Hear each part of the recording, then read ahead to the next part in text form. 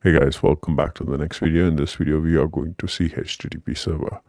In this section, we will be working on HTTP server, and we will be working on two different services as part of the HTTP services. One is the HTTP service, which we will configure a website called http://tele.com.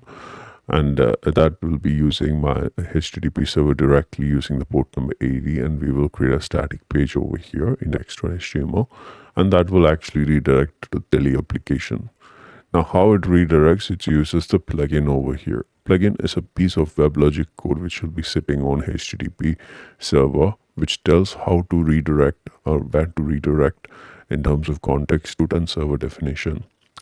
We will be using two methods of communication in this just to complicate and see how things works. One is like directly communicating to one of the managed server.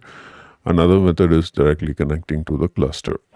So here we will see that how WebLogic or your HTTP server will react if there is only one server, and how it's going to react in terms of a group of servers as in towards the cluster.